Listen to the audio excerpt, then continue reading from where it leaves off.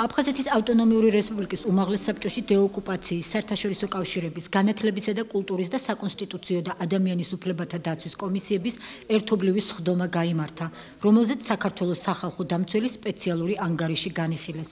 კერძოდ განათლების უფლება გალის რაიონში 2015-2016 სასწავლო წლების სიახლეები და თანმდევი პრობლემები. აღსანიშნავია, რომ გალის რაიონში ქართულ ენაზე სწავლების უფლების შეზღუდვისა და დისკრიმინაციის ფაქტებზე სახალხო დამცველის აპარატმა სპეციალური ანგარიში და რეკომენდაციები მოამზადა, რომლითაც საქართველოს ხელისუფლებას გალის რაიონის მკვიდრთა უფლებების დასაცავად პოლიტიკური, სამართლებრივი და დიპლომატიური ძალისხმევის გააქტიურება ურჩია.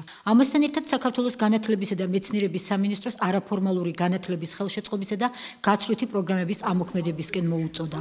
აფხაზეთის ავტონომიური რესპუბლიკის უმაღლეს საბჭოში შეკრებილებმა სახალხო დამცველის ანგარიში წინ გადადგმულ ნაბიჯად შეაფასეს და მზადყოფნა გამოთქვეს, რომ სახალხო დამცველის რეკომენდაციების რეალიზების პროცესში არსებული რესურსებით ჩაერთონ. უმაღლესი საბჭოს დეპუტატები გალის რაიონში მშობლიური ენის შეზღუდვის ფაქტზე სამართლებრივი მექანიზმების ამოქმედებას რეალურად მიიჩნევენ და განმარტავენ, რომ მსგავსი პრეცედენტები საერთაშორისო პრაქტიკაში არსებობს.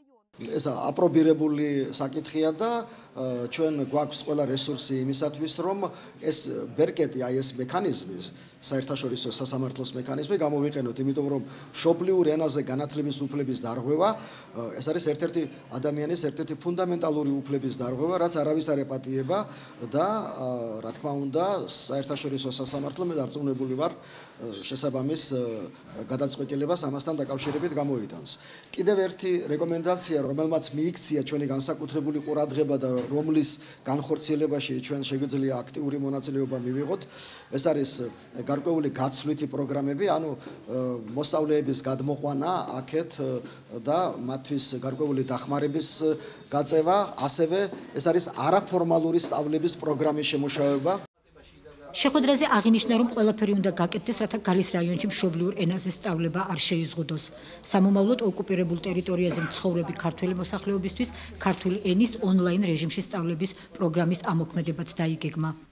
ჩვენ არა გვაქვს სხვა საშუალება, რომ ჩავერიოთ ამ პროცესებში, გარდა საერთაშორისო ორგანიზაციების მიმართვისა, საერთაშორისო სამართლის ჩართვისა ამ პროცესებში და ადამიანის ყველაზე დიდი უფლების სწავლება თავის ენაზე უნდა აღდგეს. ეს არის მთავარი მიზანი. აქ უნდა ეს პრობლემა სულ უნდა იყოს, როგორც იტყვიან, გამოცოცხლებული. შემუშავებული იქნება ალბათ ონლაინ სწავლების, ესე იგი, პროგრამა, ამას ჩვენ ერთად გავაკეთებთ როგორც ჩვენი განათლების სამინისტროს, ისე საქართველოს განათლების სამინისტროსთან, საგარეო უწყებებთან, რა თქმა უნდა და შევთავაზებ ჩვენ ახალგაზრდობას ონლაინ რეჟიმში სწავლებას ქართული ენის არ დავიწყებისთვის.